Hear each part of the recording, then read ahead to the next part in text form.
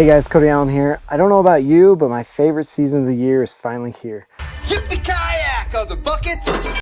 It's kayak fishing season. Not only that, but as the water temperatures warm up across our state and local reservoirs, ponds, and other bodies of water, it also kicks off bass fishing season. Bass are my favorite species to target. I fish for them from the bank, the boat, or my kayak. And if this is starting to sound like you too, you might have wondered about kayak bass fishing tournaments. If you're interested, I'll leave 2 links in the description below to Kayak Fishing Utah's website and Facebook page. Both have useful information about the tournaments we hold across the state. You can enter these tournaments whether you're a member or not. Membership is $50 and tournament entry fees vary, $60 for non-members and $50 for members. As you can see from this year's schedule, we fish a variety of reservoirs throughout the state, competing against fellow anglers for a chance to win prize money and, of course, enjoy the passion of bass fishing. We'd love to see you out there. If you're still unsure whether these events are right for you, in this video, I'm going to break down what it's like to fish in a typical Kayak Fishing Utah tournament. I'll briefly cover 4 main topics: pre-fishing the day before the tournament, attending the mandatory captain's meeting, tournament fishing day, and lastly, reviewing the results of the 55 angler Sand Hollow tournament.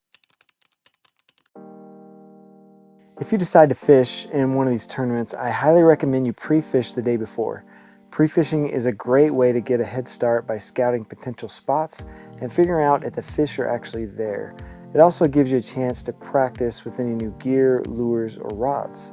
For this tournament, my buddy Nate and I were getting ready to launch for our pre-fish day. As I was pulling some rods out of my rod tube, this happened. Talk about devastating. I felt sick to my stomach when I saw the rod tips dangling from my line. So I put the broken rod in the kayak, double checked my gear, and launched. So we headed to a spot where I had success in the past, but the fish weren't biting. We tried another spot, a large shallow flat that always holds spawning bass.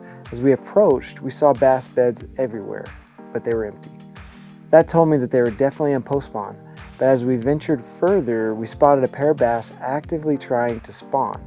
That let me know that they were still in the process of spawning, and there were bass in all 3 stages of the spawn. We widened our search and quickly found fish in the depth range from 14 to 20 feet. We caught a few nice ones, then dropped even deeper to the 20 and 30 foot zone and found even more bass. This was also the first time I'd mounted live scope on my kayak. It was a little bit of information overload, I'm not gonna lie. At first, I was seeing large schools of fish, but I couldn't quite distinguish the species. So I decided to throw in my Rapala Mooch minnow, shake the minnow a little bit, but I was only getting short strikes, which is usually a sign of smaller fish. I kept at it though, and bam, I hooked into something. By the time I got it up, it was a massive 13 3/4 inch crappie. I had no idea Sand Hollow had crappies this big. I also heard how to identify crappie schools that day. It was an excellent pre-fish day as I gained valuable intel about what the bass were doing. Best of all, I didn't waste my time figuring this stuff out during the tournament, so it was time well spent. 10-inch minimum for adults. You must have a 2025 KSU identifier.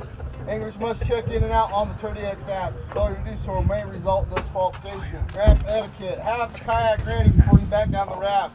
Prep in the prep area and on the ramp. Turn off your dang headlights when you're backing down the ramp and while you're sitting there so the next guy can back down the ramp and see. You can launch anywhere on the lake.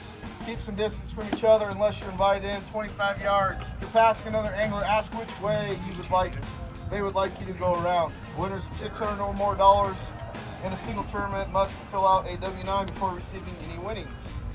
Everybody should have done their 2025 Muscle Aware Boater Education course online. And if you have a motor, you should have your $20 sticker. Everybody should have a waiver. If you do not have a waiver, you will not get paid if you win money. All smallmouth must be killed. If submitting for score, take a picture before you kill it. No motors allowed in the no boats area during the tournament. And when the tournament is over and you're coming back to the ramp, it's still part of the tournament. If you're caught in there with the motor down, even if the motor's not on, if the motor is down and in the water and I get a picture or video, you will be disqualified. Gates open at 5 a.m. Launch will be 6, lines in at 6:30 till, which would be 2:30. And then final submissions at 3:30. We'll have a award ceremony with hot dogs and burgers, either around here somewhere or the other gazebo. We'll see how the wind does tomorrow. If it gets too bad, we might stop it early. Depends how bad it is. You'll get a Tourney X notification. Once it's called off, you'll have 5 to 10 minutes to submit any fish that you had on your board or in possession, and then another 45 minutes to submit your fish before it'll be over. Oh, an identifier. We need a number. New guy, where'd they go? Give me a letter or a number. B. B. H. H. Hunter. 6. 6. Point. BH67 is your identifier number. Okay, thanks everybody. As you can tell from the captain's meeting, it's designed to remind anglers of tournament rules as well as any specific rules for the body of water we'll be fishing. It's also a time when we receive our tournament identifier, which must be visible in every fish picture we take.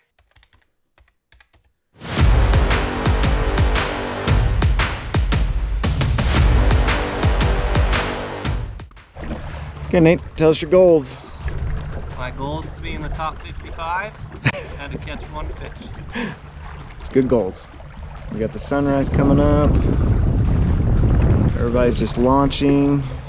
It's just a little after 6. And we are headed out to our spot. And then line's in at 6:30. So should be a good day. And hopefully we catch at least 1 scoreable bass and put it on the board, which I think is totally doable. But for me, my goal was to catch 5 17 inches. I think that would put me in the top 10, but I didn't catch anything like that during pre-fishing. Yesterday I caught 16 and a half, some 15s, 15 and a half, and then some massive crappie. But we'll see what we can do today. So tournament day came. We launched our kayaks at 6 a.m., headed toward the shallow spawning flats. Halfway there, I told Nate that I thought we should try a main lake point that had been productive for me in the past. There was already a group fishing the spawning flats anyway. I scanned with light scope and saw some fish, so we set up for the day. At 6:30 a.m., the lines were in and the tournament had officially begun. Within the first 5 minutes, Nate landed a fish. By 6:41, I had 1 on the board as well. Just 20 minutes later, Nate had 3 fish. I'll admit, by this point, I was starting to feel the pressure since Nate was catching fish and I wasn't, so I decided to make a move. An hour and 15 minutes later, I finally caught my second fish, but I wasn't getting repeat bites. So I decided to head to the shallow perimeter reeds to boost my confidence.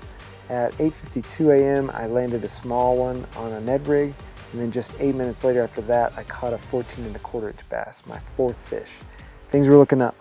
By 10:10, I caught fish number 5 with the help of live scope and my Ned rig, casting down to a bush, and the bass came out and sucked it right in. At 12:18, I culled my smallest fish, replacing a 10 inch with a 14 1/2 inch bass, but I still wasn't where I needed to be. At this point, Nate and I had talked about heading to the other side of the reservoir where the wind was picking up and creating some serious chop. I made my move for the other side, and just before I met up with Nate, I spotted a nice group of fish using live scope. I cast out a Rapala cleanup crawl this time, and bam, a 17 inch bass hit it. Big confidence boost. I cast again and landed a smaller fish just 5 minutes later. 3 minutes later after that, I hooked into a 16 3/4 inch bass at 12:41, and it was starting to turn into a decent honey haul. However, I wasn't culling anymore, so I decided to make a small move back to a spot I knew that was good, but then this happened. We'll see how the wind does tomorrow.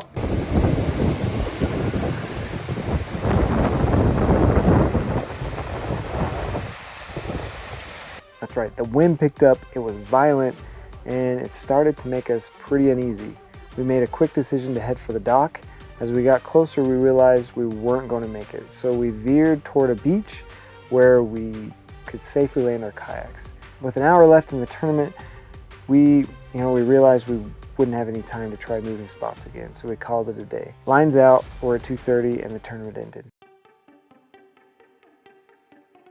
It's time to break down the tournament results and share how things went out on the water. Last year we had 62 anglers competing. The winner crushed it with 91 inch total and took home big bass honors with a nice 20 3/4 inch bass. To give you some perspective, 10th place came in with 81 1/2 inches.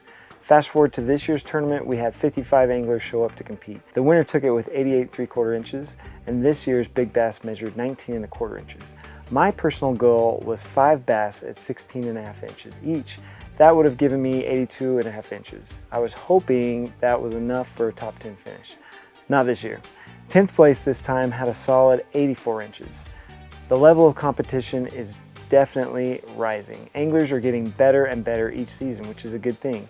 As for me, I ended up placing 30th out of 55 with a total of 78.5 inches, which is an average of 15.7 inches for 5 fish. Last year I finished 34th out of 62 anglers with a total of 76.25 inches, so there's definite progress. While I didn't quite hit my goal, I'm proud of the improvement and the experience. Sound Hollow keeps challenging me, but that's part of what makes it so fun. I've got to say I truly love the community we have in our club. Such a great group of anglers. It's events like this that remind me why I keep coming back. If you enjoyed this video, smash the like button, subscribe, and maybe drop a comment below letting me know how your fishing season is going. It really helps the channel grow and lets me keep making more content for all of you. Thank you so much for everyone who watches, likes, and leaves a comment. Seriously, it means the world to me. I hope this video gave you a good feel for what kayak fishing tournaments in Utah are all about. Who knows? Maybe I'll see you out there next time. Until then, get outdoors and go fish.